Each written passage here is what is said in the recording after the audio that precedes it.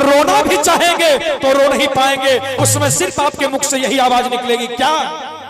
और बैठी है बारे जावा करे जावा हमारा चढ़ के सोना, बैठी है बारे जावा करे जावा हमारा चढ़ के सोना।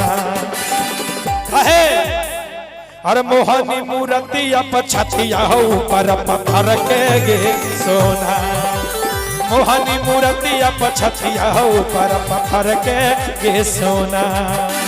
बैठी है बारे जावा करे जावा हमारा चढ़ के सोना, बैठी है बारे जावा करे जावा हमारा चढ़ के सोना।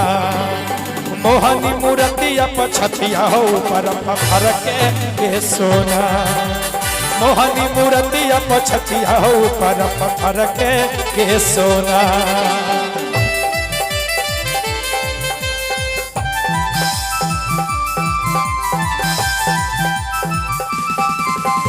शीशा के दिल बनल रहे टूटल बिखर गई, साथी मिलल रहे को मिलके बिछड़ गई।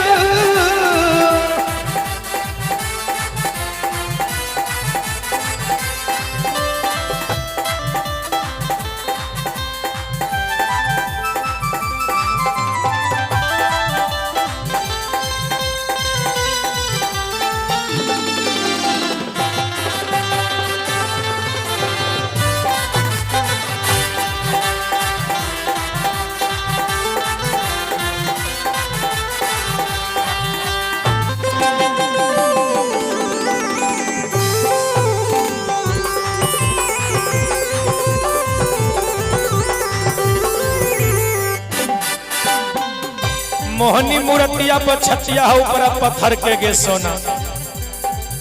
हमें नहीं जान लियो सोना देमी तो धोखा, बालक बेदर्दी ऐसन देह तोल नहीं मौका।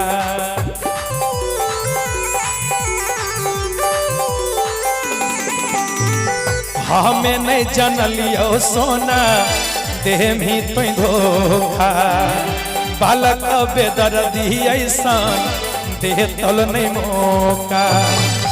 और का कैलू और हंसी हंसी बोललू हमसे, अब बोलिया जहर के गे सोना।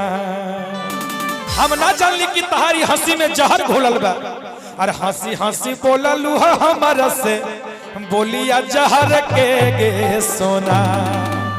अरे मोहनी मूर्तिया पछतिया हो पर पत्थर के सोना, मोहनी मूर्तिया पछतिया हो पर पत्थर के सोना।